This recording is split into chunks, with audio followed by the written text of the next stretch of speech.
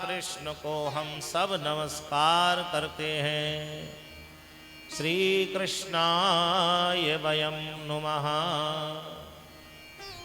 दूसरे श्लोक में इस कथा के कहने वाले भगवान सुखदेव जी को नमन किया गया है। यं प्रव्रजन्तमनुपेतमपेत कृत्यं द्वैपायनो विरह कातर आजुहावा पुत्रेति तन्मयतया तरवोभिनेदो तं सर्वभूत हृदयं मुनिमानतोस्मि। कैसा अद्भुत समय है कि भगवान सुखदेव अपनी मां के गर्भ से प्रकट होते ही शरीर को झाड़ के जंगल की ओर चल दिए। आप कहोगे अहो आश्चर्य, ऐसे कैसे हो जाएगा?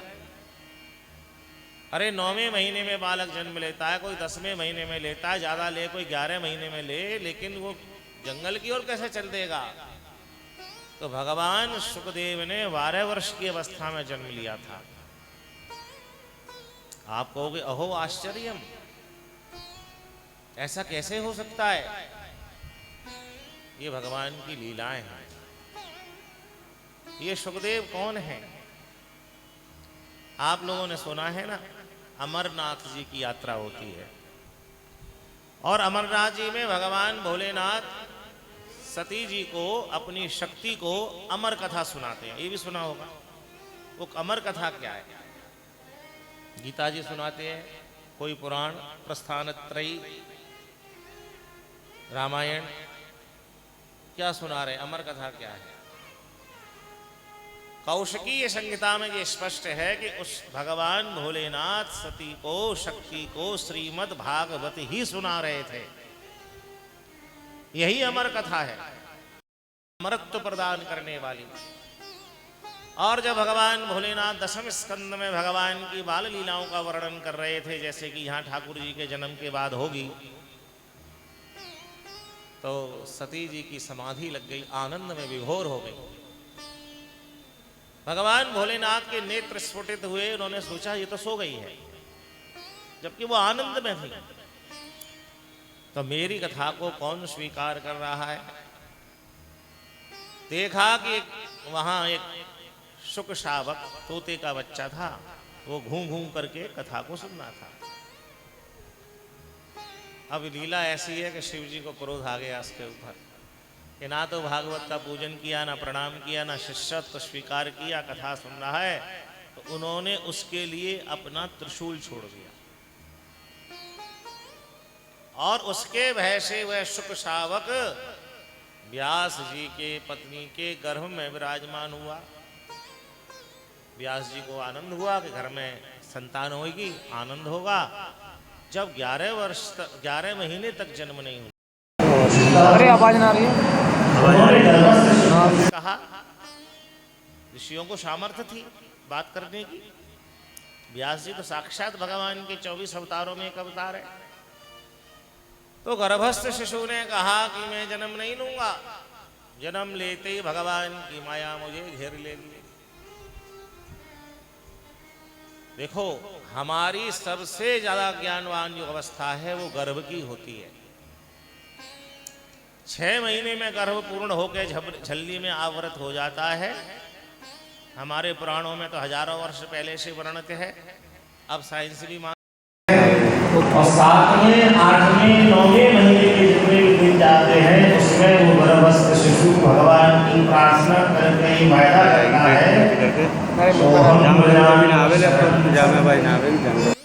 अरे भैया, मैं इस गर्भ में दोबारा नहीं आऊं, नरक कुंड में दोबारा नहीं आऊं, इसलिए मैं जन्म लेते ही आपकी प्राप्ति के लिए साधन करूंगा। लेकिन जैसे ही वो जन्म लेता है और बाहर की वायु लगती है तो बालक रोता है कि नहीं? क्वाहम क्वाहम क्वाहम क्वाहम। और बालक नहीं रोता है तो भरम रोते हैं। बालक यदि जन्म लेते नहीं रोया तो घर वाले रोएंगे, अरे सब कुछ कुशल नहीं है, ठीक नहीं है मामला। तो भगवान सुखदेव ने कहा कि मैं पिताजी जन्म नहीं लूंगा, जैसे ही जन्म लूंगा भगवान विष्णु की माया मुझे घेर लेगी और पुनरपि जननम पुनरपि मरणम पुनरपि जननी जठरे शयनम। मैं बार बार संसार के जन्म मृत्यु के चक्कर में ही घूमता रहूंगा। ये मनुष्य जीवन की जो यात्रा है वास्तविक भगवान को प्राप्त करने के लिए मिली है। समय एक ऐसा होता है जो आने वाला जीव है वो रोता है, हम लोग हंसते हैं, एक दूसरे को बधाई मिठाई दक्षिणा का आदान प्रदान। और जब वो जीव संसार से जाता है तो वो हंसता है और फिर घर वाले रोते हैं। ये है माया भगवान। तो यही कहा सुखदेव जी ने। तो भगवान व्यास ने 11 वर्ष तप करने के बाद उस गर्भस्थ शिशु को आश्वस्त किया कि बेटा तुम जन्म लो, तुम्हें भगवान की माया नहीं व्यापेगी। तब 12वें वर्ष में सुखदेव जी प्रकट हुए। बोलिए श्री सुखदेव जी महाराज की जय। अब जब प्रकट हुए तो वो रोए थोड़ी, वो तो प्रकट होते ही 12 वर्ष के हो गए। और यम प्रव, श्लोक क्या कह रहा है, यम प्रव्रजंत, वो बिल्कुल जंगल की ओर दौड़ लिए। व्रजंत माने दौड़ लिए। यम प्रव्रजंत मनोपेतमपेत कृत्यम, संसार के कोई कृत्य को उन्होंने नहीं पाला कि मेरा क्या संस्कार होना है, मेरा क्या कर्म है, कौन माता पिता, नथिंग। और जब बालक जन्म लेते ही दौड़ गया और पिताजी को पता लगा पुत्र हुआ है व्यास जी को, तो पुत्रेति तन्मयतया, सामान्य मनुष्य की तरह व्यास जी, अरे बेटा सुखदेव, अरे बेटा सुखदेव, अरे बेटा सुखदेव। सुखदेव जी ने पीछे मुड़ के भी नहीं देखा। वृक्षों ने समझाया। वृक्ष बोले तरवो भी नेदुम, तरवो माने वृक्ष। अरे व्यास जी किसको पुत्र कह के बंधन में डाल रहे हो? देखो ये आपका पुत्र कैसा है? बोले जैसे कि हमारा जीवन में फल लगता है। वृक्ष के ऊपर जो फल लगता है वो उसके अपने लिए थोड़ी लगता है। सुभाष तानी में श्लोक और दोहे होते थे ना हिंदी साहित्य में, वृक्ष कबहु नहीं फल भके नदी न संचय नीर, और पर कारज के कारणे साधुन धरा शरीर। व्यास जी आपके जीवन रूपी वृक्ष पे, जीवन रूपी वृक्ष पे ये जो फल लगा है ना सुखदेव रूपी, ये आपके लिए नहीं लगा, ये तो एवरीबॉडी, सबके कल्याण के लिए लगा है। इसलिए इसको पुत्र कह के बंधन में मत डालो। ऐसा वृक्षों ने समझाया। तब व्यास जी वापस आ गए और वह सुखदेव जी महाराज विचरण करने के लिए चले गए। ऐसे श्री सुखदेव जी महाराज को हम सब नमस्कार करते हैं। श्री सुखदेव जी महाराज की जय। नैमिषे निमिषक क्षेत्रे, अब कथानक जो है वो नैमिषारण्य में शुरू हो रहा है। नैमिषे सूतमासीनम अभिवाद्यम महामतिम, कथामृतरसास्वाद कुशलः सौनको ब्रवीत्। 88,000 ऋषियों में श्रेष्ठ श्री शौनक जी महाराज ने सूत जी से प्रश्न किया कि महाराज हमने कथा तो बहुत सुन ली, जैसे कोई कहे ना कि फल तो बहुत खा लिए, अब फलों का जूस पीना है। ऐसे ही कहा उन्होंने। कथामृत रसास्वाद, कथामृत यानी कथाओं का एसेंस। कथा तो पुराणों में बहुत है, लेकिन अब हमें आप कथाओं का अमृत पिलाइए, एसेंस पिलाइए, जूस पिलाइए। सूत जी मुस्कुराए और बोले ऋषियों बहुत सुंदर प्रश्न किया है, मैं भी कहना ही चाह रहा था, वैसा ही तुमने प्रश्न कर लिया, तो मैं तुम्हें सबको श्रीमद् भागवत की कथा सुनाता हूं। महाराज भागवत ही क्यों है एसेंस रूप, भागवत की ऐसी क्या महिमा है? तो सूत जी कहते हैं कि इसकी महिमा को मैंने अपनी आंखों से देखा है। बोले कब, कैसे? बोले जब मेरे गुरुदेव भगवान सुखदेव शुकतीर्थ में, मुजफ्फरनगर जिले में एक स्थान है जिसका नाम है शुकतीर्थ, शुक्रताल कहते हैं लोग उसको। ये शरीर में विद्यार्थी जीवन में बहुत रहा है। श्रीमद् भागवत वहीं की देन है। इस शरीर में भागवत वहीं प्रकट हुई थी। और अभी एक हफ्ते पहले बद्रीनाथ जी में इस शरीर के द्वारा भागवत की सेवा हुई। तो बद्रीनाथ जी भागवत की उत्पत्ति स्थान है। इसका जो निर्माण हुआ, इसका जो प्रणयन हुआ, ये जो लिखी गई, ये बद्री विशाल में लिखी गई। और सबसे पहले शुकतीर्थ में ये गाई गई सुखदेव जी के द्वारा महाराजा परीक्षित जी के सामने। और ये जो भूमि है, यहां इसका प्रैक्टिकल हुआ। बात में समझ में आ गई नहीं? बद्रीनाथ जी में लिखी गई, शुकतीर्थ में गायन हुआ और श्रीधाम वृंदावन में इसका प्रैक्टिकल हुआ। बोलिए श्री वृंदावन धाम की जय। यहां ये लीला स्थली है, उसका प्रैक्टिकल हुआ है। तो सूत जी कहते हैं कि जब मेरे गुरुदेव भगवान सुखदेव राजा परीक्षित को श्रीमद् भागवत का श्रवण करा रहे थे, प्रथम दिवस ही था, जैसे हम यहाँ महात्मा की गान कर रहे हैं, तभी चमत्कार हुआ। बोले चमत्कार क्या हुआ? बोले स्वर्ग के देवता अमृत का कलश लेकर, सोने का बड़ा सुंदर कलश, मणि मुक्ता उसमें लगी हुए, जवाहरात हीरे, और अमृत भर के आए और लाके सुखदेव जी के आगे रख दिया। शुकम नत्वा वदन सर्वे स्वीकार कुशलासुरा। सुखदेव जी को प्रणाम करके सबरे देवता हाथ जोड़ के बोले, महाराज ये स्वर्ग का अमृत हम ले आए हैं। परीक्षित को 7 दिन में मरने का साप लगाए, पिला दो इसको, अजर अमर हो जाएगा, विदा करो। ये तो तब आया है ना जब इसको 7 दिन में मरने का साप लगाए। तो अमृत पी लेगा तो अजर अमर हो जाएगा, और श्रीमद् भागवत रूपी जो अमृत है इसको हमें पिला दो। सुखदेव जी ने एक क्षण देखा और बोले, ओहो तुम इसके लिए भक्त नहीं हो, तुम रसिक भी नहीं हो। एवं विनिमये जातो। अच्छा, विनिमय किसको कहते हैं? व्यापार को। तुम तो खरीदने आयो कि एक हाथ में स्वर्ग का अमृत लो और दूसरे हाथ में भागवत जी का अमृत दो, तो तुम कांच के बदले में मणि प्राप्त करना चाहते हो, इसलिए तुम इसके अच्छे श्रोता नहीं हो। बैक टू पेविलियन जाओ। सुखदेव जी के ऐसे व्यवहार से देवता नाराज हो गए और चले गए। अपने अपने लोक में नहीं गए, स्वर्ग में नहीं गए, सीधे ब्रह्मलोक में ब्रह्मा जी के पास में जाकर शिकायत करी।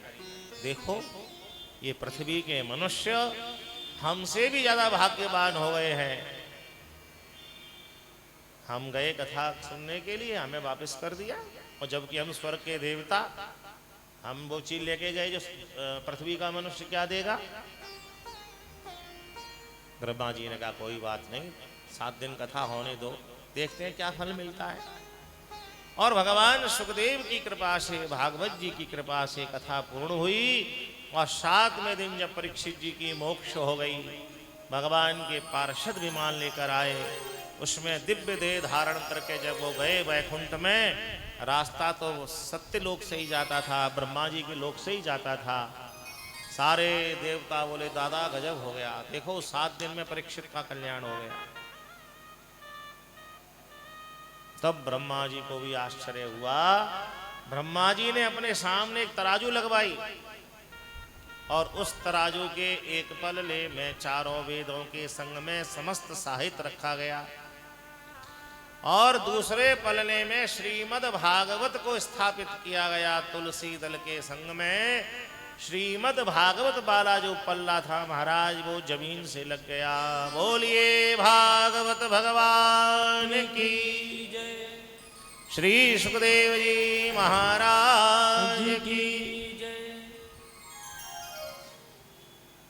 सूत जी कहते हैं ऋषियों ये मैंने आंखों से देखा, मैं भी था उस कथा में।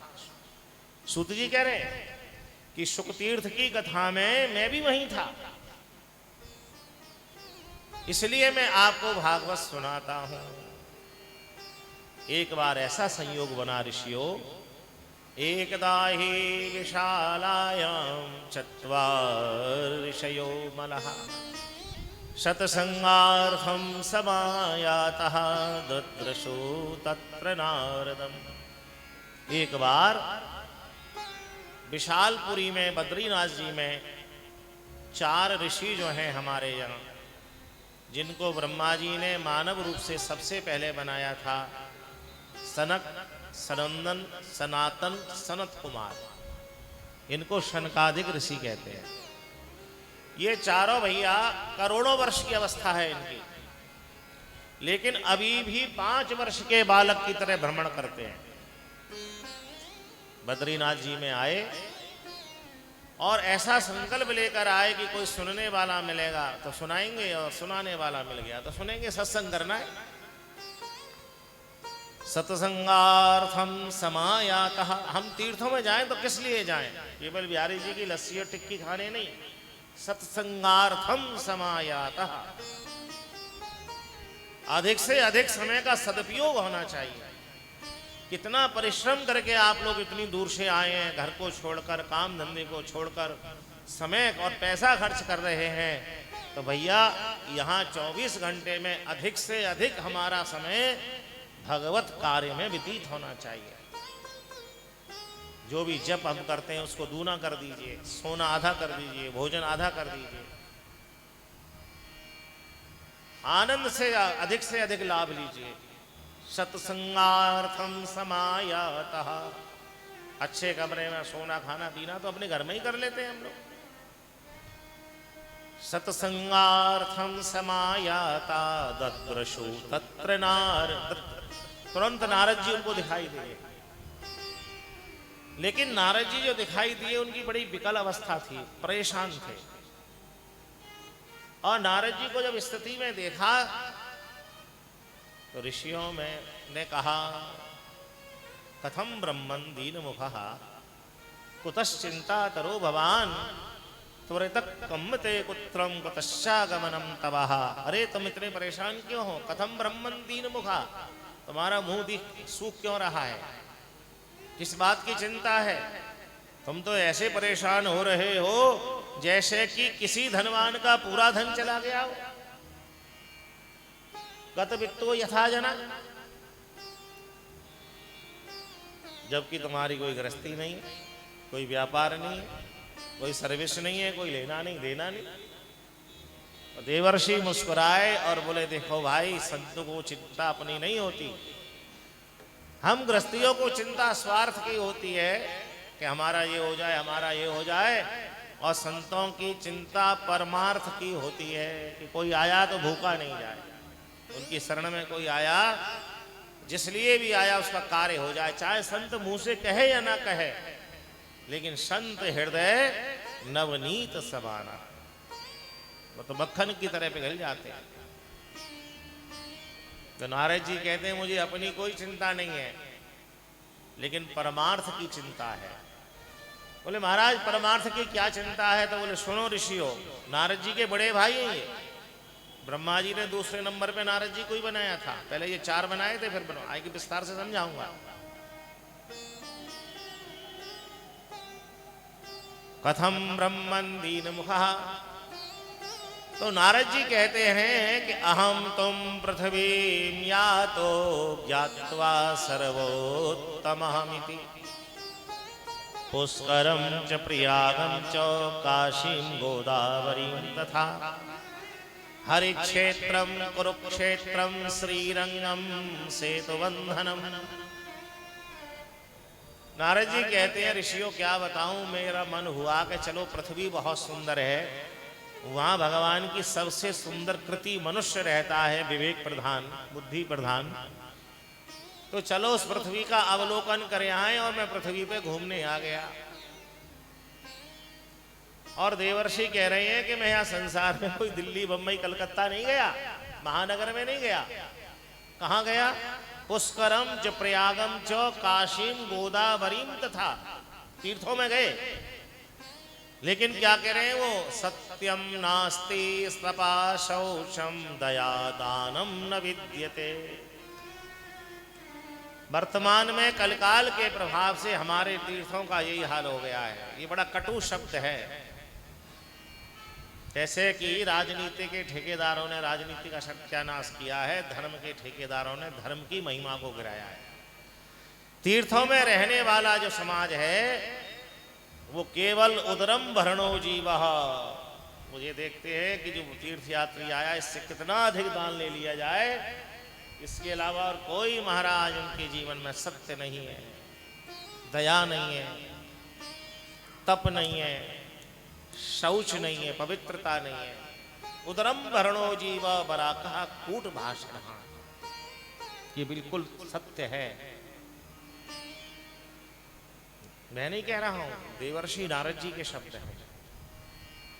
तो नारद जी कह रहे मेरा मन बड़ा दुखी हुआ कि ऐसी तीर्थों की स्थिति है जिस तीर्थों में आदमी सैकड़ों हजारों किलोमीटर से भावना लेके जाता है कि भाई मुझे पुण्य मिलेगा, वहां की वास्तविक स्थिति यह है।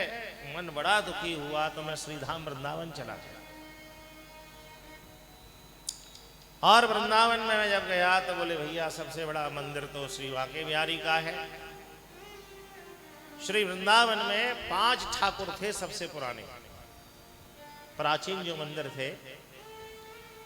श्री बिहारी जी महाराज, श्री राधा वल्लभ लाल, श्री राधा रमण जी, श्री गोविंद देव जी और मदन मोहन जी।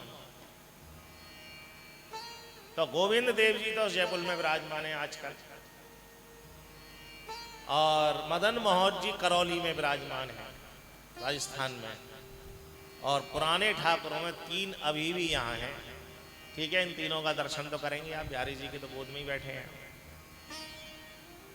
तो देवर्षि कहते हैं कि मैं इनके दर्शन से पहले पहुंचा तो मैंने कि चलो यमुना जी में स्नान आदि हो जाए। तो मैं यमुना जी के किनारे गया और दृश्य देखिए आप सुनते हुए कि मैं यमुना जी की ओर जा रहा था, तभी मार्ग में बैठी हुई एक स्त्री ने मुझे पुकारा। बड़ी सुंदर युवान स्त्री थी। भो भो साधो क्षणम तिष्ठा मच्चिंतामपि नाशयः दर्शनम तव लोकस्य सर्व पाप अघम हरम। हे साधु रुकिए, क्षण भर के लिए रुको और मेरी चिंता का नाश करो। देवर्षि कहते हैं मैंने पीछे मुड़ के देखा तो बड़ी सुंदर स्त्री, सैकड़ों स्त्रियां उसकी सेवा में लगी हुई। कोई पंखा चल रही, कोई महाराज उसकी सेवा कर रही, फिर भी वो दुखी थी, रो रही थी। मैंने उससे पूछा देवी तुम कौन हो? उसने कहा अहम भक्तिरिति ख्याता इमौ में तनयौ मतौ काल योगेन जर्जर। मेरा नाम भक्ति है, अहम भक्तिरिति ख्याता इमौ में तनयौ मतौ। ये मेरे दोनों बेटे हैं। उसके पास में 2 पुरुष लेट रहे थे वृद्धावस्था को प्राप्त। बोले ये मेरे बेटे हैं। ज्ञान वैराग्य नामानो काल योगेन जर्जरौ। इनका नाम ज्ञान और वैराग्य है। कलकाल के प्रभाव से ये जर्जर हो गए, निश्चेत हो गए हैं, कोमा में चले गए। नारद जी बोले सिर पकड़ लिया मैंने, बाप रे बाप। जो सारे तीर्थों में नहीं देखा वो श्रीधाम वृंदावन में देखा कि माता 20-22 साल की और बालक 80 साल के, और वो भी अचेत। लेकिन जब मैंने सुना कि ज्ञान और वैराग्य है तो ये तो गीता में भरा पड़ा है। नारद जी महाराज ने उनके कान के पास अपना मुख किया और महाराज गीता का धारा प्रवाह पाठ शुरू किया। कोई चेतना वापस नहीं आई। तब भगवान का स्मरण किया।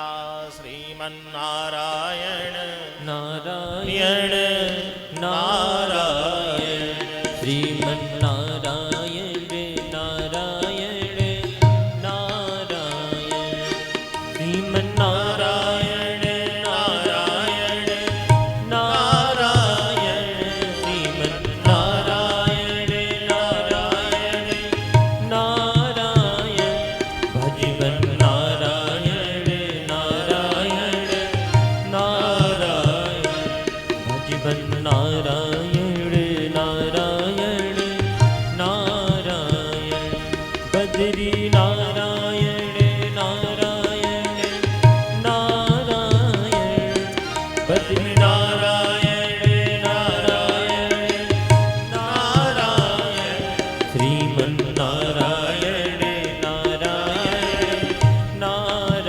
गाइए। श्रीमन्नारायण नारायण नारायण।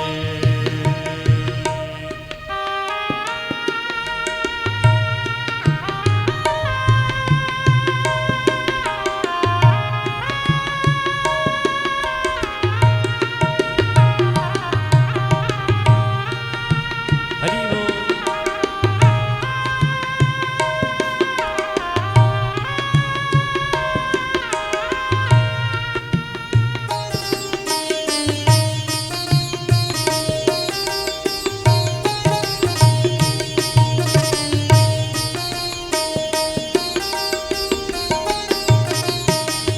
ये नाम बड़ा अलबेला है, ये नाम बड़ा अलबेला है, ये नाम बड़ा अलबेला है, ये नाम बड़ा अलबेला है। लगता नहीं पैसा ढीला है, लगता नहीं पैसा ढीला है। श्रीमन्नारायण नारायण नारायण। श्रीमन्नारायण नारायण नारायण। भजबन नारायण नारायण नारायण। भजबन नारायण नारायण नारायण। श्रीमन्नारायण नारायण नारायण। श्रीमन्नारायण नारायण नारायण।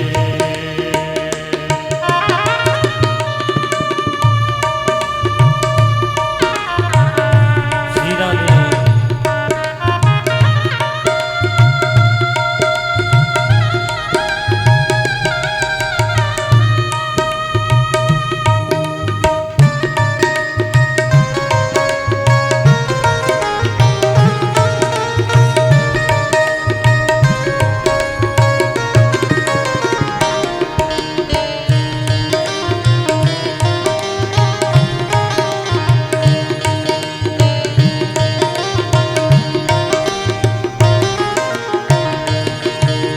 राम नाम की लूट है, लूट सके तो लूट।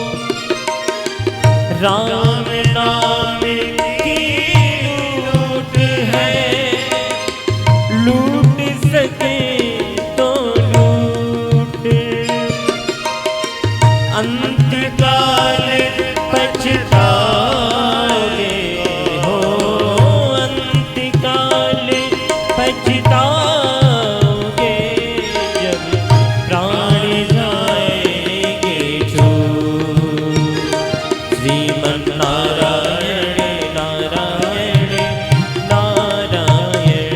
श्रीमन्नारायण नारायण नारायण। लक्ष्मी नारायण नारायण नारायण। लक्ष्मी नारायण नारायण नारायण। बद्री नारायण नारायण नारायण। श्रीमन्नारायण नारायण नारायण। श्रीमन्नारायण नारायण नारायण। श्रीमन्नारायण नारायण नारायण। श्रीमन्नारायण नारायण नारायण। श्री सच्चिदानंद भगवान की। देवर्षि नारद जी ने भगवान का स्मरण किया तो भगवान ने आकाशवाणी के द्वारा आज्ञा करी कि हे देवर्षि, इनके लिए तुम सत्कर्म करो। बस कोट बढ़ बैठ। अब नारद जी ने सुना, बोले क्या सत्कर्म करूं? तो श्रीधाम वृंदावन के विद्वानों से पूछा, उस समय जो थे, महाराज सत्कर्म करने की आज्ञा मिली है ज्ञान वैराग्य के लिए, क्या करना चाहिए? अब देवर्षि नारद जी का प्रश्न हो और उसका समाधान करना कोई सामान्य बात है क्या? हमारी आपकी दृष्टि में नारद जी की छवि थोड़ी हल्की है, क्यों भाई? कोई इधर की उधर करता है तो कहते हैं अरे पूरा नारद मुनि है, लेकिन he is the chief hero in universe. देवर्षि नारद जी सृष्टि के सबसे पहले पत्रकार हैं।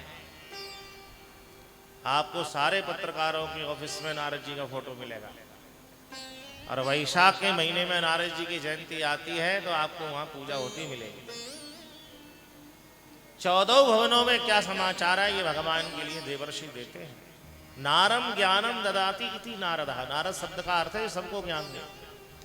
ऐसे देवर्षि के प्रश्न का समाधान करना कोई सामान्य थोड़ी है, नहीं हुआ। देवर्षि नारद जी ने भक्ति से कहा, देवी तुम बैठो, मैं निश्चित ही तुम्हारे कल्याण का उपाय करूंगा, तुम्हारी कष्ट की निवृत्ति होगी, ज्ञान वैराग्य स्वस्थ होंगे। और उस प्रयत्न के लिए वह श्रीधाम वृंदावन से चले और पहुंच गए हरिद्वार। वहां के लोगों से पूछा, और पूछते पूछते विद्वानों से वो बद्रीनाथ जी पहुंच गए, और वहां उनका सनकादिक ऋषियों से ये संवाद हुआ। जैसे ही सनकादिक ऋषियों ने सुना कि भक्ति और ज्ञान वैराग्य के लिए सत्कर्म करना है, तो हे देवर्षि सत्कर्म सूचको नूनम ज्ञान यज्ञ स्मृतो बुधै। अरे बड़े बड़े ज्ञानियों ने सत्कर्म का जो सूचक है, सत्कर्म को जो परिभाषित किया है, वो ज्ञान यज्ञ बताया है। देवर्षि तुम ज्ञान यज्ञ करो।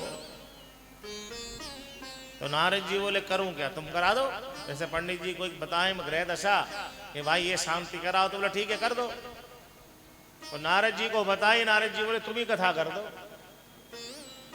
तो अब एक परंपरा सी चल गई है, मैं तो इसको भेड़ चाली कहूंगा, हालांकि मैं 1 हफ्ते पहले ही करके आया हूं बद्रीनाथ जी में कथा, पहले भी कही है। वास्तविकता यह है कि बद्रीनाथ कथा का स्थान नहीं है। वहां भगवान भारतवर्षे भी आकल्प पर्यंतम भगवान नर नारायण तप की मुद्रा में बैठे हैं, यानी वहां का वातावरण शांत रहना चाहिए। दर्शन के लिए जाएं, करें और चले जाएं। अब तो वहां इतना गाड़ियों का महाराज पॉल्यूशन, इतनी भीड़, कितना ही चाहे खराब मौसम था लेकिन गाड़ी खड़ी करने को जगह नहीं थी। वहां के बड़े महाराज जी जो हैं उनसे अपना संपर्क रहता है। बोले भादों के बाद बिल्कुल खाली रहता था यहाँ, श्राद्ध पक्ष के बाद कोई नहीं आता था, कोई ठंडित नहीं हो जाती। और बोले अब तो ये हाल देख रहे हैं, अब क्या हाल है यहाँ, कमरे उपलब्ध नहीं लोगों को। तीर्थों को पर्यटन बना दिया। तो यहां जब देवर्षि जी से कहा कि आपको ज्ञान यज्ञ कराना चाहिए, उन्होंने कहा आप कर दीजिए, तो वहां नहीं किया गया। वो श्लोक क्या कह रहा है, शनकादिक ऋषि नारद जी को लेके नीचे उतरे। गंगा द्वार समीपे तु तटम आनंद नामकम। गंगा द्वार यानी हरिद्वार के पास में, कुछ लोग अर्थ ऋषिकेश करते हैं, कुछ लोग अर्थ इसका शुक तीर्थ करते हैं। वहां देवर्षि नारद जी के द्वारा भागवत कथा का आयोजन हुआ। सनक जी महाराज वक्ता बने हैं, और जैसे कि यहाँ पहले दिन भागवत की महिमा का गान हो रहा है, ऐसे ही भागवत की महिमा का गान हो ही रहा था कि कथा के पंडाल में भक्ति महारानी प्रकट हो गई। बोलिए भक्ति महारानी की। अकेली नहीं आई, अपने दोनों पुत्रों को लेके आई, ज्ञान और वैराग्य को। आजकल हम लोग कहते हैं ना बच्चे हमारे विदेश में हैं, ठीक है, या डोमेस्टिक में ही कहीं दूर है, देश में ही, तो हम लोग लैपटॉप और वीडियो कॉल से बात करते हैं, फोटो भी दिखाई देता है, क्यों भाई, ऑनलाइन। अब इस कथा को क्या कहेंगे आप, कथा कहाँ हो रही है, गंगा द्वार समीपे तू। और भक्ति ज्ञान वैराग्य कहाँ थे,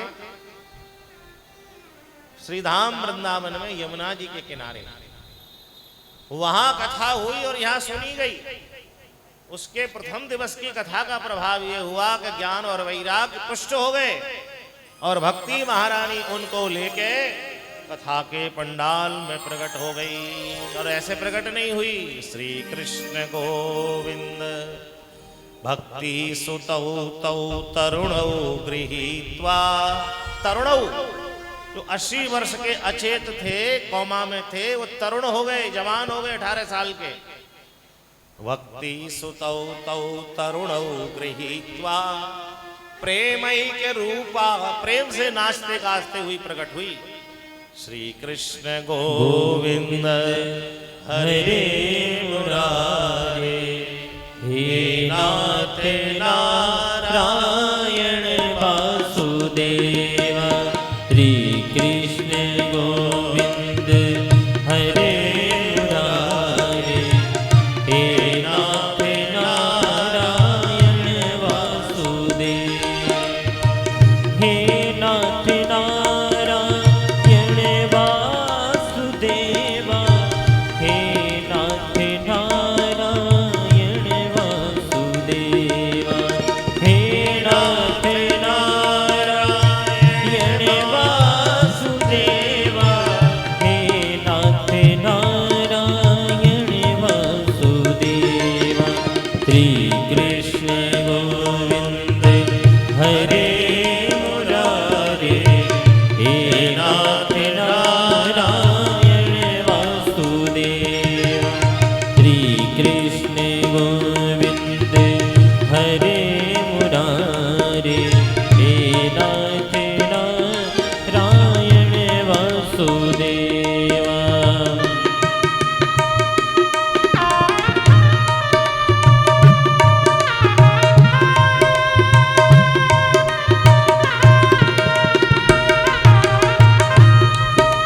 हरि बोल।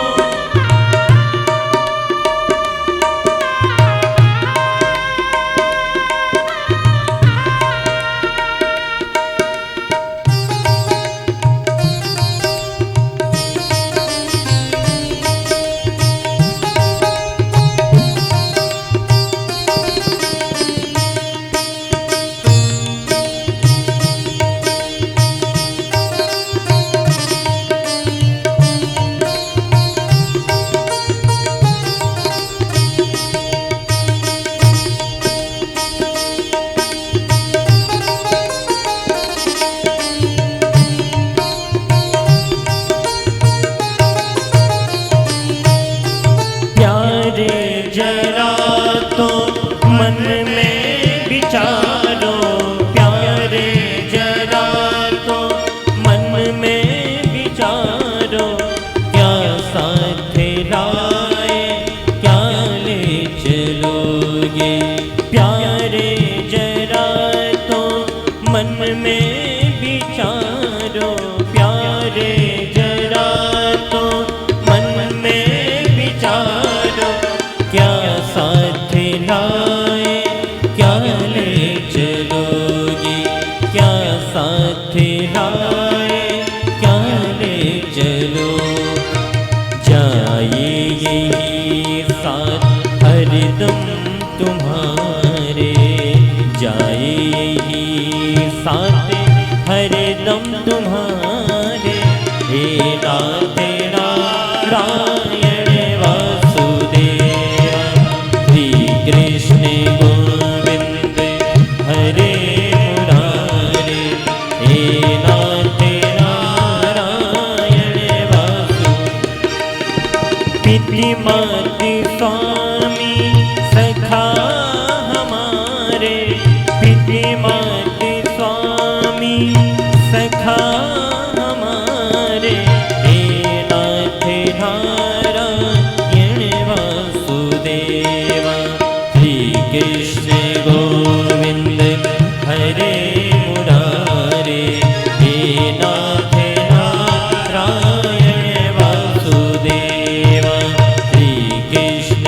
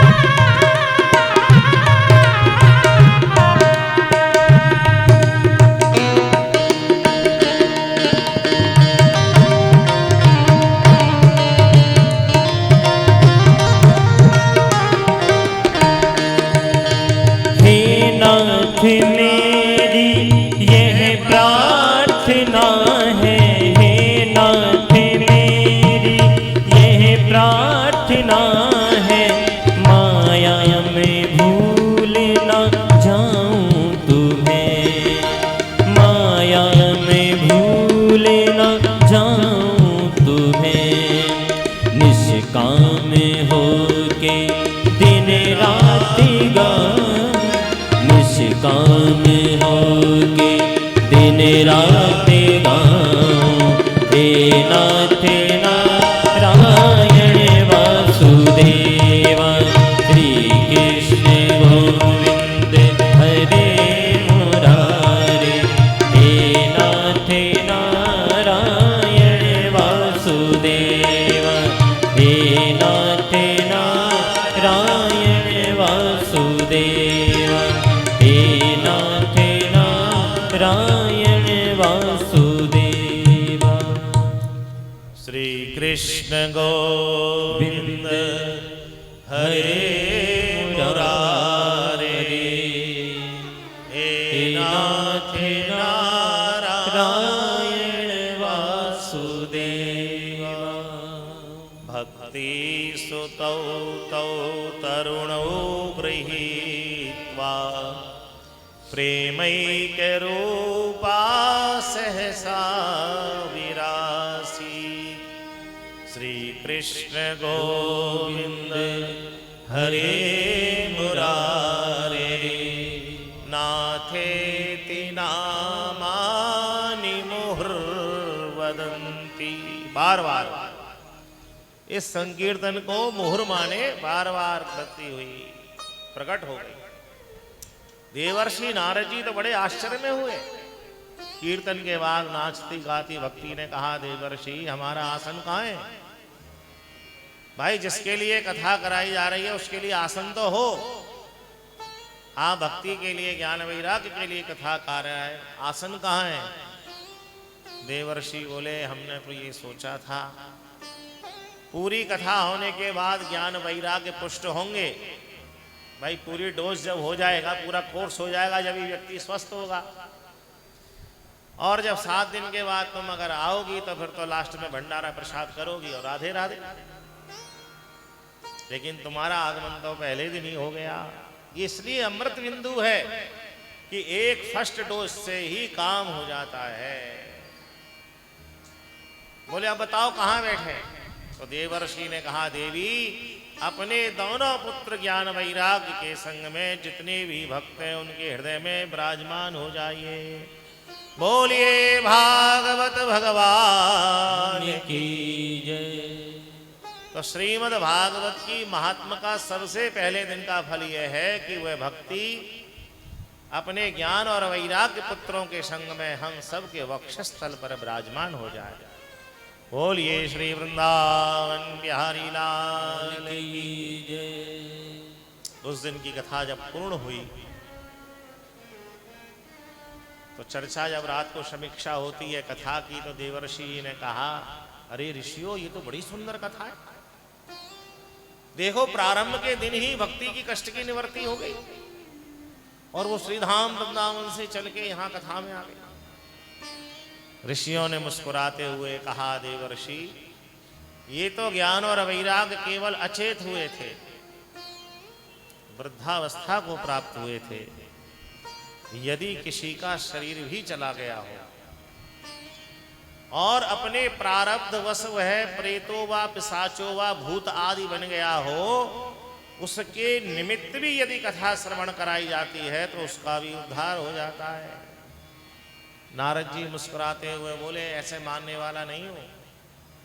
आपने कह दी और मैंने मान ली। किसी का प्रैक्टिकल में हुआ हो तो बताओ। अब सनकादिक ऋषि कह रहे हैं, तुंगभद्रास्तटे पूर्वम भूपुर उत्तमम। एक तुंगभद्रा नाम की नदी है दक्षिण भारत में, उसके पास में एक बड़ा सुंदर नगर है और उसमें एक आत्मदेव नाम के ब्राह्मण निवास करते हैं।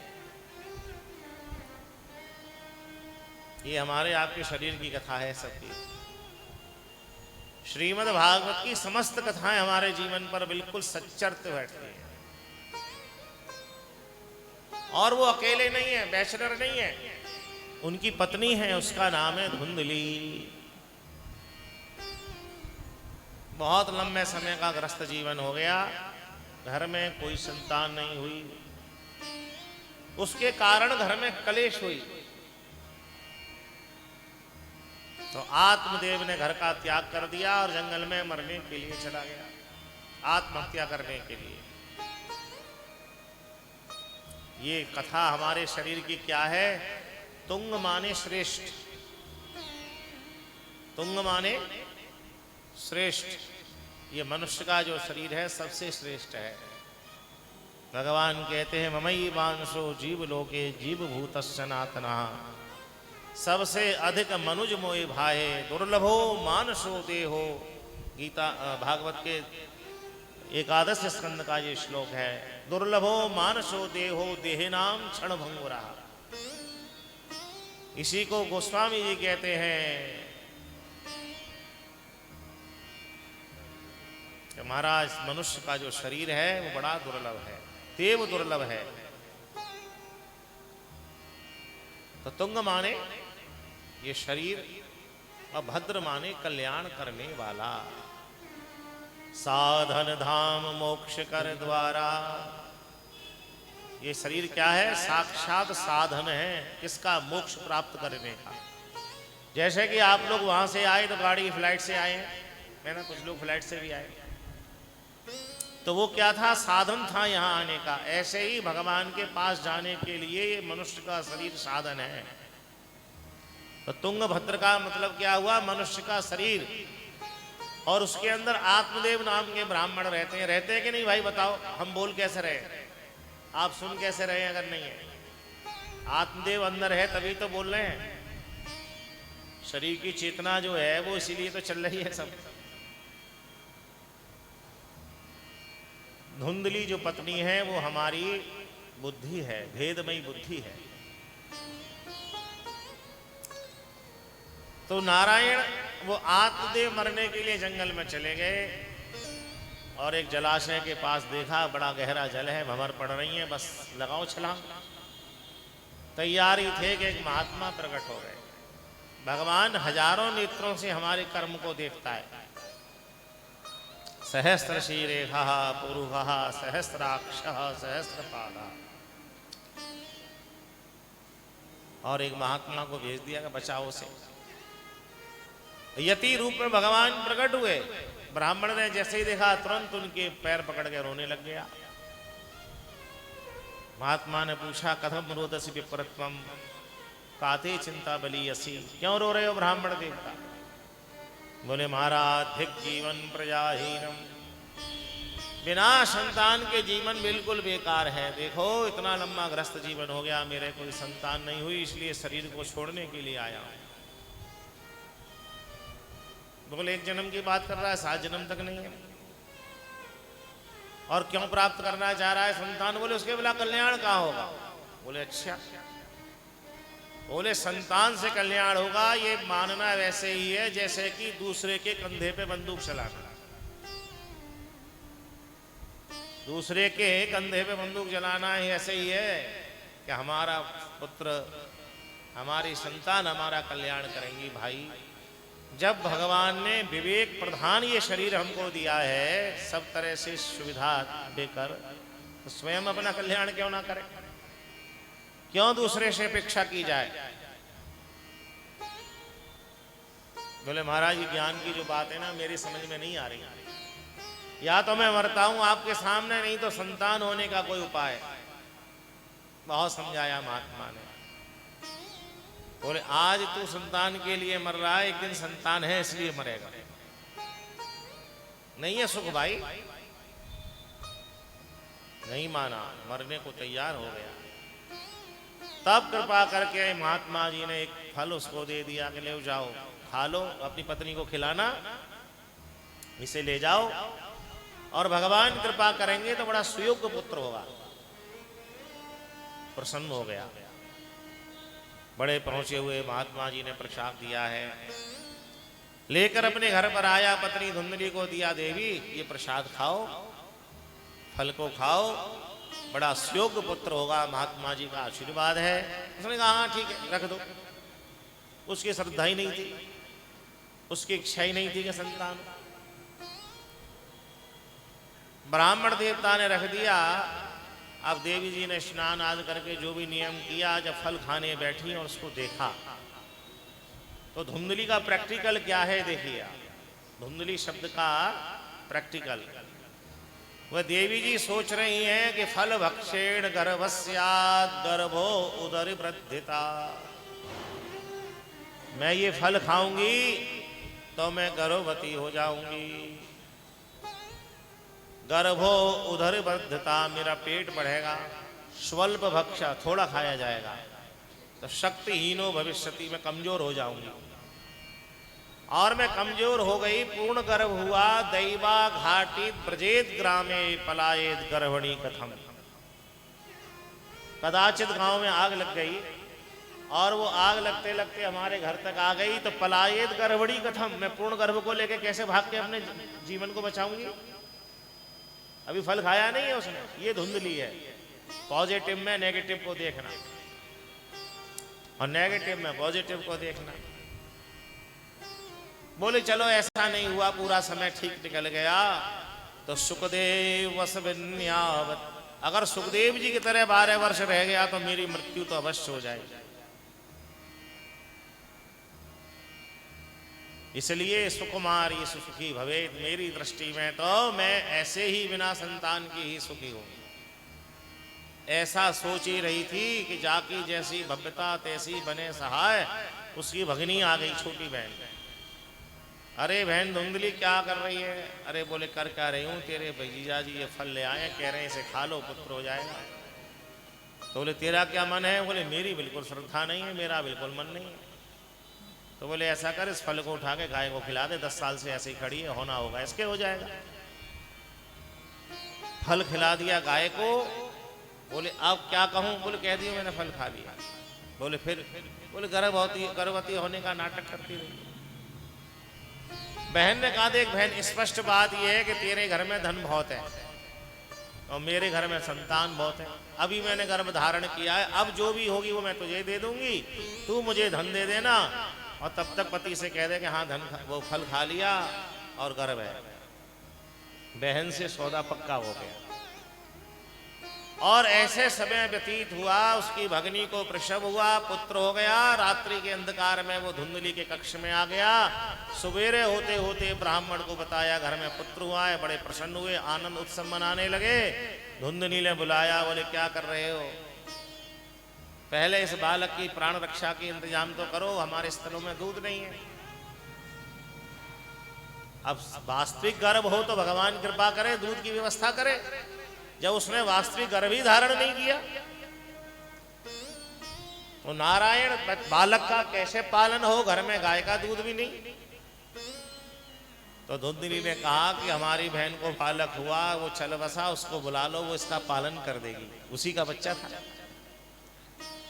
तो ना चाहते हुए ब्राह्मण ने उसके द्वारा उसका पालन कराया। नामकरण का समय आया। ब्राह्मण ने सोचा कि उसका श्रेष्ठ नाम रखेंगे, हमारा नाम आत्मदेव है तो उसका नाम मनुदेव रखें। धुंधली बोली नहीं, सारे कष्ट माता सहन करती है, चाहे गर्भ का हो, चाहे प्रसव का हो, चाहे पालन पोषण का हो, इसलिए मेरे अनुसार इनका नाम होना चाहिए।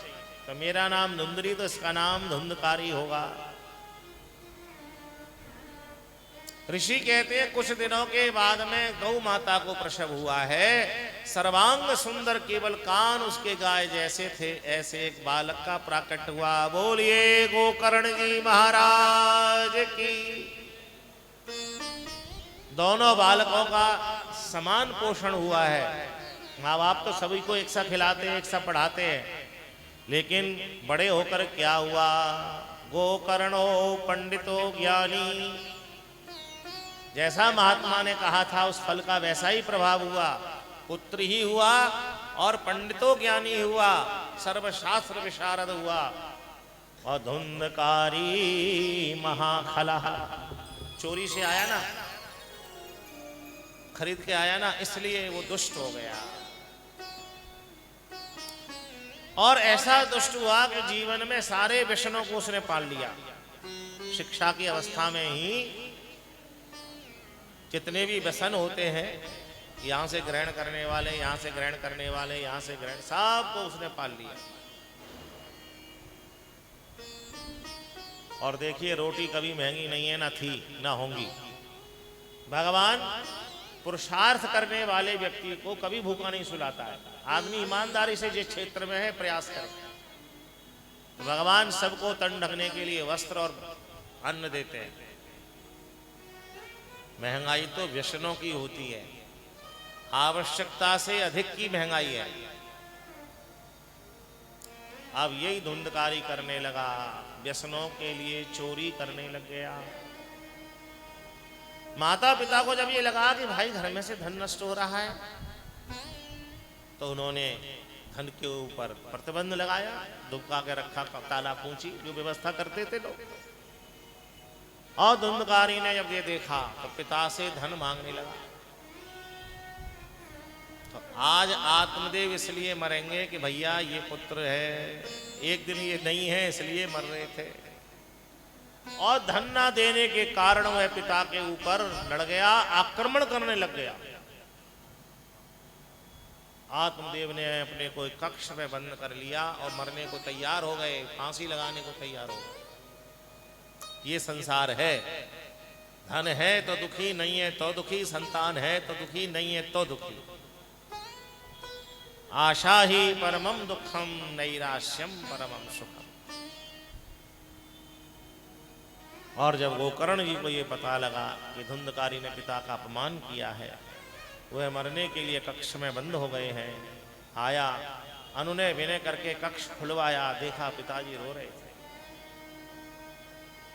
और 2 श्लोकों में गोकर्ण ने समझाया है उनको। आप कुर्सी पे बैठ जाओ, अब कष्ट हो रहा है, नीचे बैठ जाओ। गोकर्ण जी कहते हैं, पिताजी आप इस धुंधकारी की वजह से परेशान हैं, लेकिन धुंधकारी किसका है? देहस्ते मांसुरुधिरैभिमतिं तजत्वं, जाया सुतादिषु सदां ममतां विमुञ्च। पश्यानिशं जगदिदं क्षणभङ्गनिष्ठं, वैराग्यरागरसिको भवभक्तनिष्ठः। थोड़ा सा ध्यान से समझिए, संतान किसकी है? क्यों भाई? गोकर्ण जी कह रहे हैं कि हमारा ये शरीर है, ये क्या है? देह, अस्थि, मांस, रुधिरई, अस्थियों का ढांचा। जैसे ये हॉल है, क्यों भाई, ईंटों का और मसाले का सरिया लगी होंगी, उसका ढांचा है। ऐसे ही सरिया की जगह हड्डियां हैं, मसाले की जगह मांस है। तो देह अस्थि मांस रुधिरई भीमतिम। समस्या क्या हुई? इस शरीर में हमारी मैं हूं मति हो गई है कि मैं ये हूं। बहुत ध्यान देकर सुनिए बहन जी। अब दूसरे क्षण ये विचार करिए, क्या हम ये शरीर हैं? किसी के सिर में दर्द है, आपके में, मेरे में, तो क्या कहेंगे आप? मैं सिर में दर्द हूं या मेरे सिर में दर्द है? क्यों भाई? आप लोग इतनी दूर से चल कर आए, मौसम परिवर्तन हो गया, उधर गर्मी रहती है, इधर ठंडी शुरू हो रही है, थकान हो रही है, पूरे शरीर में यदि वेदनाएं, दर्द है, कष्ट है, तो क्या कहेंगे? मैं शरीर में दर्द हूं या मेरे शरीर में दर्द है? बताइए, हाथ खड़े करें। यानी everybody except I am not body. और इसमें कोई पढ़े लिखे होने की बात नहीं है कि मैं ऊपर बैठा हूं, आप नीचे बैठे हैं, कोई पीएचडी, ग्रेजुएशन, नॉट। बेहद गांव की मैया हो, कोई जिंदगी भर उसने गोबर ढोया हो, स्कूल का मुंह बना देखा हो, अगर उसके शरीर में भी कष्ट है तो क्या कहेगी? अरे लाली, आज तो बड़ा शरीर दर्द कर रहा है, मेरे शरीर में बड़ा दर्द है। वेदांत तो सामान्य भाषा में है, अर्थात हम शरीर नहीं हैं। अब प्रश्न यही उठता है, तो फिर कौन है? जिसने ये सोच लिया कि हम कौन है, फिर और समाधान हो गया, वही भगवत प्राप्ति है। तो उड़ के भगवान कहीं से नहीं आने वाले। हम सब ईश्वर अंश जीव अविनाशी हैं, चेतन अनल अमल सहज रुखरासी हैं। तो गोकर्ण ने कहा पिताजी आप इसको पुत्र मान रहे हैं, इसलिए आपको कष्ट हो रहा है कि ये मेरा पुत्र होकर मेरा अपमान कर रहा है। लेकिन ये पुत्र किसका है? ये पुत्र है देह अस्थि मांस रुदरई भीमतिम तजत्वम जाया सुता दिशु सदाम ममताम विमुंचा। शरीर की पत्नी से प्राप्त हुआ ये जब तीसरा व्यक्ति है, पहले तो ये शरीर मतलब हमसे दूसरा शरीर हो गया नहीं हो गया भाई? जैसे बनियान और फिर कुर्ता, दो वस्त्र हो गए, ऐसे ही मैं और मेरा शरीर दो हो गए। तीसरे नंबर पे पत्नी आई जाया सुता, और फिर जाया मां से सुता, मतलब हमसे शरीर, शरीर से पत्नी और पत्नी का पुत्र। रस्सी कहां से जुड़ी हुई है? तो वो कह रहे हैं कि पिताजी सार की बात तो यह है कि ये शरीर जो मांस का टुकड़ा, मांस और हड्डियों का और रुधिर का जो समूह है, इसको हमने अपना माना, तो इससे बंधी हुई जो पत्नी है उसको अपना मानना पड़ा, और उससे ये जो संतान हुई उसको अपना माना। वास्तविक तो शरीर ही अपना नहीं है, तो फिर पत्नी काय को अपनी हुई, काय को पुत्र हुआ। संपूर्ण वेदांत दर्शन है इसे के श्लोक में भागवत जी का।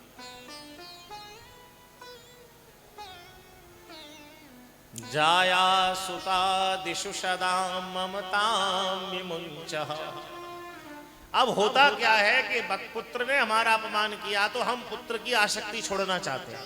क्यों भाई? होता क्या है कि मान लो पुत्र ने हमारे संग दुर्व्यवहार किया तो हम फिर उसकी आसक्ति छोड़ना चाहते हैं, लेकिन वो छूटेगी नहीं। वो कब छूटेगी? तो बोले क्या पत्नी की आसक्ति भी छोड़? बोले ना, शरीर की आसक्ति छोड़नी पड़ेगी। आपको ध्यान हो, पहले लोग पतंग उड़ाते थे हैं, और फिर पतंग जब बहुत दूर हो जाती तो उसमें पुच्छल्ला बांधते थे, और ऊपर हो गई तो उसमें रात में कंडील लगा देते थे। पतंग उड़ रही है उसी में बांध देते थे। अब आदमी ये सोचे भाई कि मेरे से पुच्छल्ला छूट जाए और डोर मेरे हाथ में रहे, कैसे हो जाएगा? या कंडील छूट जाए, डोर मेरे हाथ में रहे, करना क्या पड़ेगा? बोले डोर को ही छोड़ना पड़ेगा। तो कंडील भी छूट जाएगी, पत्नी, पुष्कल्ला, पुत्र हो गया। तो गोकर्ण जी कहते हैं पिताजी शरीर की आसक्ति का जब तक ये त्याग नहीं होगा, शरीर को उसी तरह से व्यवहारित करना चाहिए जैसे कि हम अपनी गाड़ी को करते हैं या अपने मकान को करते हैं। इसकी मेंटेनेंस बढ़िया से बढ़िया, क्योंकि इससे काम लेना है, भगवत प्राप्ति करनी है, अपने लक्ष्य पे पहुंचना है। इसको इग्नोर नहीं करना, इसकी सुरक्षा करनी है, इसको स्वस्थ रखना है। लेकिन ये हम नहीं हैं, इस व्यवहार से जीना है। देहस्ते मांस रुदरे भीमतिम तजत्वम जाया सुता दिशु सदाम ममताम विमुंचा पश्यानिशम जगदिदम। इसी श्लोक की दूसरी लाइन में कह रहे हैं पश्यानिशम जगदिदम। अरे इस जगत को देखो तो सही, पश्चिम माने देखना, जगदिदम। सुबह कैसा समय था? आकाश लालमा लिए हुआ था, फिर सूर्य उदय हो गया, फिर महाराज सूर्य इतना वेग से चढ़ गया, और संध्या होते होते तो हर क्षण ये प्रकृति संसार बदल रहा है। इससे क्या सुख की आशा करोगे आप? एक साथ जब संसार ही नहीं है तो हम कैसे रह लेंगे? पश्यानिशम जगदिदम क्षणभंग निष्ठा। इतना क्षणभंगुर ये संसार है, बबूले की तरह। अभी सड़क पर निकले, ठोकर लगी जैसी आ रहा। तो इससे क्या आशा की जाए? इससे आशा यही है कि अधिक से अधिक इसका लाभ लेकर इसका सदुपयोग कर लिया जाए। वैराग्य राग रस को भग भक्त निष्ठा। किसी भी एक मार्ग का आश्रय लेकर ज्ञान भक्ति और कर्म का, उसके द्वारा भगवत प्राप्ति कर ली जाए, ऐसा उन्होंने अपने पिताजी को समझाया। और आत्मदेव जी ने तक्षण घर का त्याग कर दिया। श्रीमद् भागवत जी के 10वें स्कंद का आश्रय लिया है और भगवान की उनको प्राप्ति हो गई। बोलिए भागवत भगवान की जय। अब पिताजी के जाने के बाद में घर की चाबी किसके पास आई? मैया के पास। माँ ने मैया से कही ला दे धन दे। अब माँ ने जब नहीं दिया तो उसने माँ को मारा। तो एक दिन अंधकार में मैया कुएं में कूद के मर गई। गोकर्ण जी ने जब घर का ये हाल देखा तो घर का त्याग कर दिया। अब तो वो अकेला रह गया। धुंधकारी अनेक व्यसन उसने पाल लिए और उनकी पूर्ति के लिए नाना प्रकार के कर्म करने लगा। चोरी डकैती। एक बार वहां ने बहुत बड़ी चोरी की, बहुत सारा धन लेकर आया, हीरा जवाहरात स्वर्ण आभूषण लाकर उन दे दिया देवियों को। उन्होंने खा पी के सो गया। सोचा बोले इसने बड़ी चोरी की है, ये पकड़ा जाएगा और पकड़ा जाएगा तो हम भी पकड़ी जाएंगे और धन भी जाएगा, इसलिए अच्छा है कि इसको मार दिया जाए। सोते हुए धुंधकारी के गले में फांसी लगा दी उन उल्टाओं ने। फिर भी नहीं मरा तो चूल्हे से जलते हुए उपले अंगारे लाकर उसके मुंह में ठूस के मार दिया। उसी घर में गड्ढा करके गाड़ दिया। पहले कच्चे घर होते थे और सब धन संपत्ति लेके चली गई। इस तरह से मरने के कारण धुंधकारी प्रेत बन गया। नारायण तीर्थों का सेवन करके महीनों सालों में गोकर्ण जी लौटकर आए। अपने नगर में घर को खुलवाया, सफाई कराई, रहना शुरू किया। प्रथम रात्रि को ही चौक में चारपाई डाल के सो रहे थे तो मध्य रात्रि में क्या हुआ? वह है प्रेत। वह धुंधकारी जो प्रेत बन गया था। कशन मेषः कशम महिषो, कभी भैंसे के रूप में, कभी मेष के रूप में, है विकर वायु के रूप में भ्रमण करने लगा। अनेक रूप से उनको दिखने लगा। भयभीत हुए गोकर्ण जी। शिरा ने जल रखा था, हाथ में जल लिया, गायत्री मंत्र पढ़ा, उसके ऊपर डाला। कस्तम उग्रतरो रात्रो। अरे उग्र अवस्था को प्राप्त कौन आत्मा हो जो रात्रि के समय मुझे परेशान कर रहे हैं? वह आत्मा बोली अहम भ्राता तुदियोस्मि धुंधकारी नामतः। अरे भैया मैं तुम्हारा भाई हूं धुंधकारी।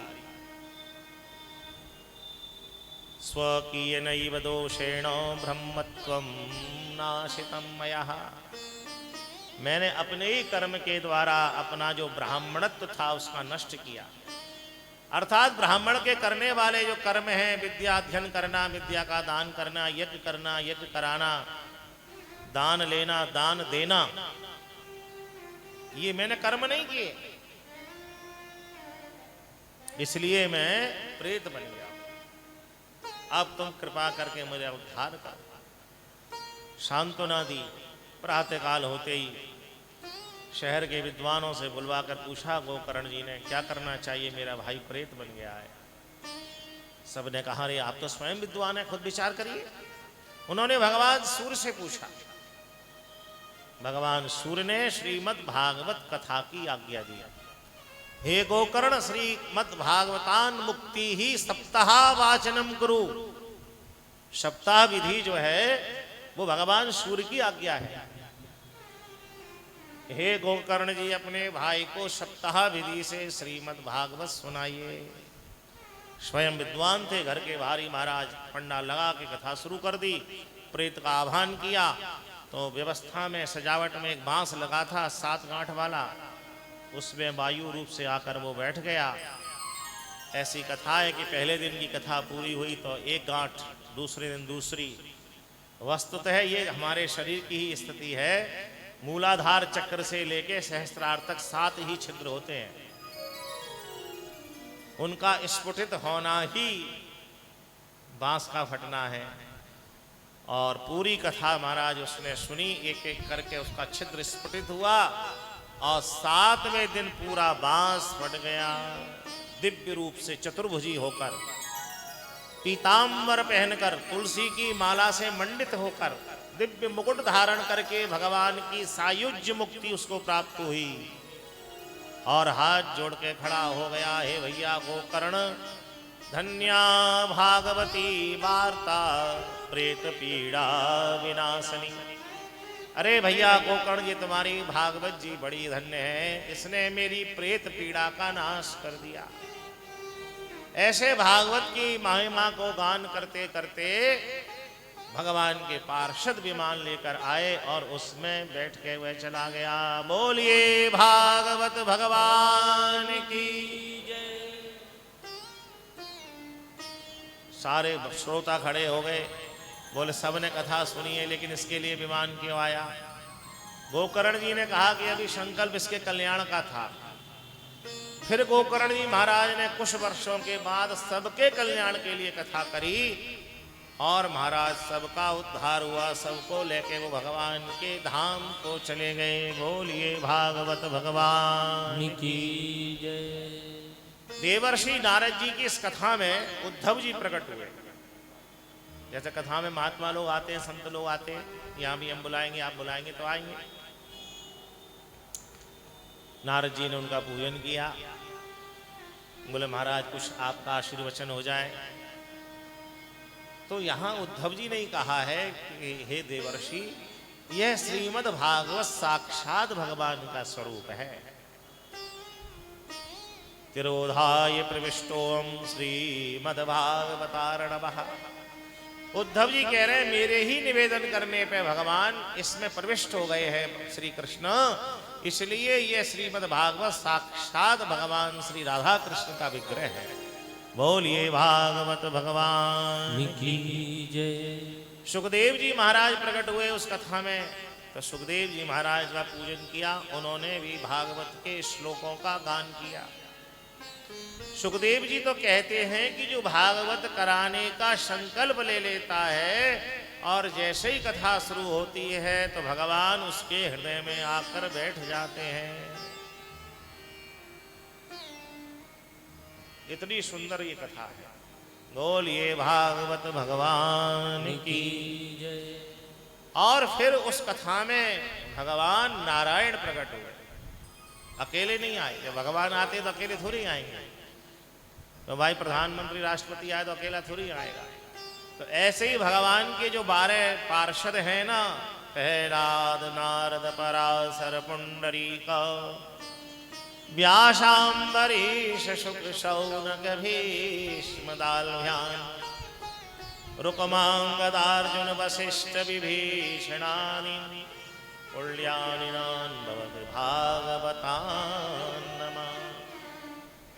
भगवान नारायण आए हैं, देवर्षि नारद ने उनका पूजन किया है, सभी पार्षदों का अभिनंदन और पूजन किया है।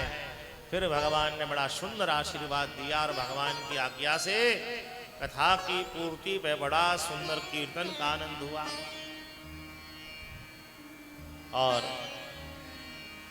अंत में महात्मा की कथा में सूत जी कहते हैं कि श्रीमद् भागवत के श्रवण की विधि तो बहुत बहुत है भाई, लेकिन हम सब लोग कलकाल में रहते हैं। विधि तो ये है जमीन पे सोएं, दूध पी के रहें, घी पी के रहें, फल से रहें, एक बार आहार लें, अनेक दुदल ना खाएं, दूसरे का अन्न ना खाएं, दूसरे की निंदा ना करें। लेकिन हम सब लोग कलिकाल में हैं भैया। जैसे शरीर स्वस्थ हो ऐसे नियम को धारण करना चाहिए। कथा में बैठे तो हमें जल पीने की इच्छा ना हो, मलमूत्र त्यागने की इच्छा ना हो। कलकाल का सबसे बड़ा नियम क्या है कि हम स्वस्थ होकर कथा सुने, हम कथा में बैठे और कथा हमारे अंदर बैठे। ज्यादा अन्न ले लिया तो फिर तो नींद आएगी, निद्रा देवी आ जाएंगी, फिर प्यास लगेगी तो फिर मलमूत्र का त्याग करोगे। इसलिए ऐसा नियम धारण करें मनुष्य के स्वस्थ होकर कथा सुने और कथा उसके अंदर बैठ जाए। यही भागवत का सबसे बड़ा नियम है। बोलिए भागवत भगवान की जय। अब देवर्षि नारद जी की कथा की पूर्ति में बड़ा सुंदर कीर्तन का आनंद हुआ था। प्रहलाद नारद पराशर पुंडरी का भगवान के सारे पार्षदों ने एक एक इंस्ट्रूमेंट ले लिया। प्रहलाद स्थालधारी तरल गतया कांस उद्धवो कांसधारी वीणाधारी देवर्षि ने वीणा बजाई। तो इंद्रो वादी मृदंगो इंद्र ने मृदंग बजाया। तो इसलिए भैया हम सब लोग प्रेम से नाम संकीर्तन का आनंद लेके और फिर आरती प्रसाद के बाद आज यहाँ विश्राम करेंगे और कल सुबह प्रातः ठीक 9 बजे आप लोग आइएगा। 8 बजे जलपान हो जाए, तैयार हो जाएगा। 8 बजे बंद हो जाएगा ना 8 बजे। अरे 8 बजे तो बहुत टाइम होता है। श्री राधे श्री राधे।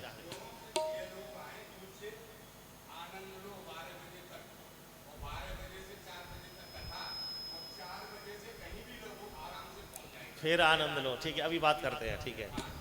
जय जय राधा रमण हरि बोल, जय जय राधा रमण हरि बोल, जय जय राधा रमण हरि बोल, जय जय राधा रमण हरि बोल, जय जय राधा रमण, जय जय राधा रमण, जय जय राधा रमण हरि बोल, जय जय राधा रमण, जय जय राधा रमण, जय जय राधा रमण हरि बोल, जय जय राधा रमण हरि बोल, जय जय राधा रमण हरि बोल। ताली बजाते सब लोग।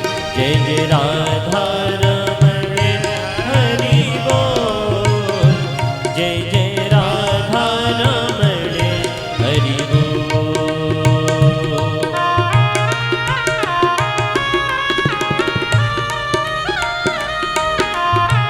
श्री राधे।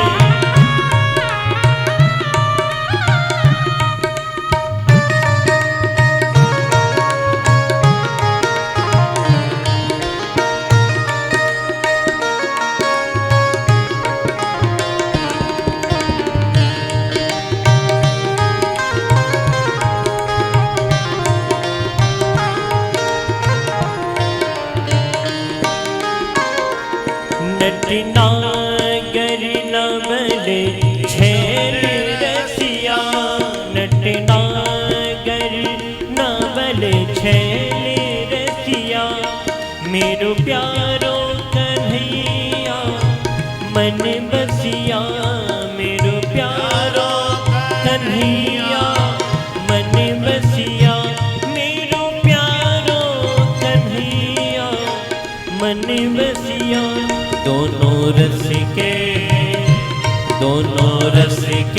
हरि कपोल, जय जय राधा रमण हरि बोल, जय जय राधा रमण हरि बोल, जय जय राधा रमण हरि बोल, हरि बोल, हरि बोल, हरि बोल, हरि बोल, हरि बोल, हरि बोल, हरि बोल, हरि बोल।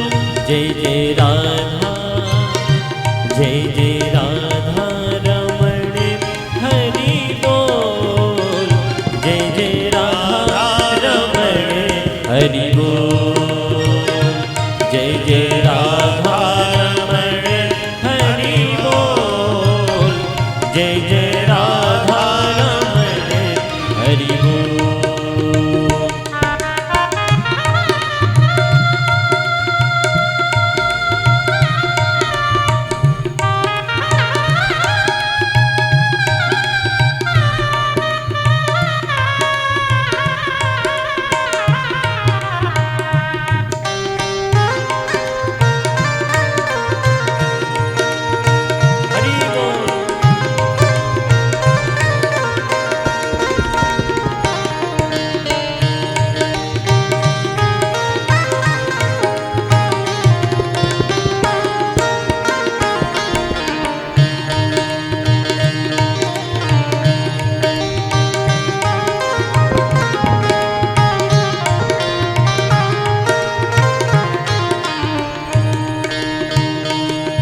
जय राधा रमण हरि बोल, जय जय राधा रमण हरि बोल। धूपबत्ती नहीं है, धूपबत्ती।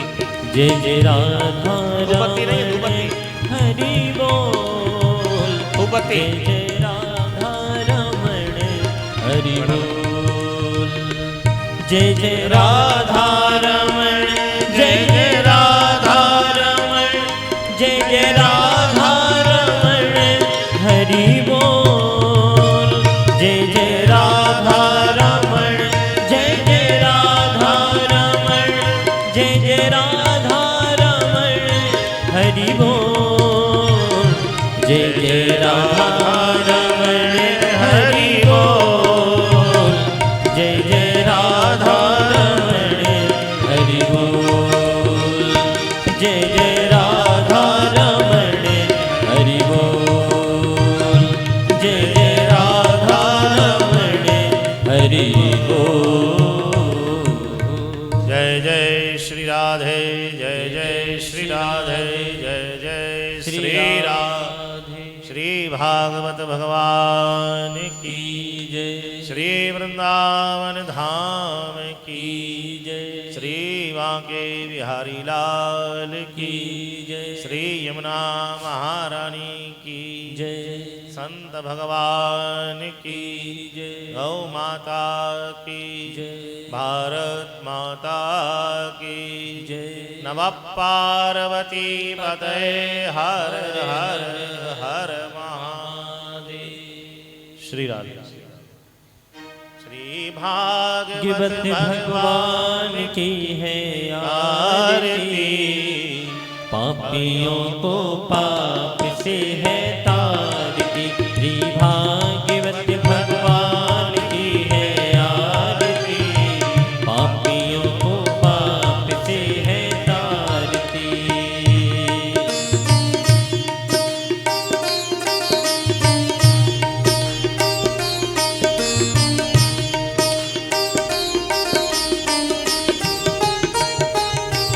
ये अमर ग्रंथ ये मुक्ति पंथ ये पंचम वेद निराला, नव ज्योति जगाने वाला। ये अमर ग्रंथ ये मुक्ति पंथ ये पंचम वेद निराला, नव ज्योति जगाने वाला। हरि नाम यही, हरि धाम यही, हरि नाम यही, हरि धाम यही। ये जग मंगल की आरती, पापियों को पाप से है तारती। ये भागवत भगवान की है आरती, पापियों को पाप से है तारती।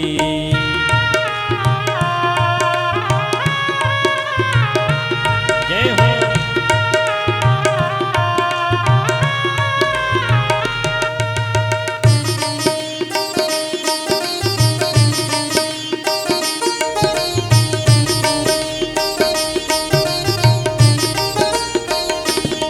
ये शांति गीत पावन पुनीत, पापों को मिटाने वाला, हरि दर्श कराने वाला।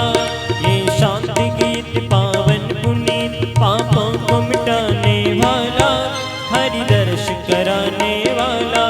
ये दुख करणी, ये दुख हरणी, ये दुख करणी, ये दुख हरणी। श्री मधुसूदन की आरती, पापियों को पाप से है तारती। ये भागवत भगवान की है आरती, पापियों को पाप से है तारती।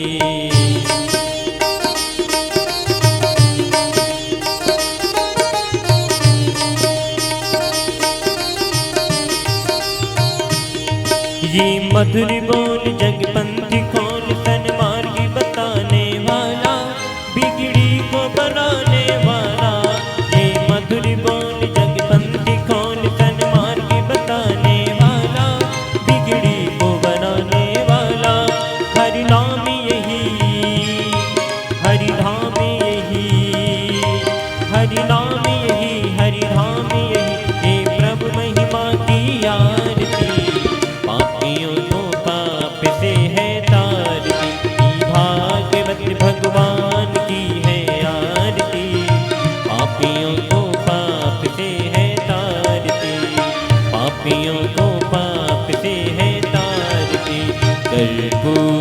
गौरं करुणावतारं संसारे सारं भुजगेन्द्रहारं सदा वसन्तं हृदयारविन्दे भवं भवानी प्रेतं नमामि। तुमेव माता च पिता तुमेव, तुमेव बन्धु च सखा तुमेव, तुमेव विद्या द्रविणं तुमेव, तुमेव सर्वं मम देवदेव, तुमेव सर्वं मम देवदेव। ॐ जलेन शीतलीकरणं हस्तैर्देवताभिवन्दनम् आत्माभिवन्दनं जतो यतः समीहसे ततो नो अभयं कुरु। शन्नः कुरु प्रजाभ्यो भयन्नः पशुभ्यः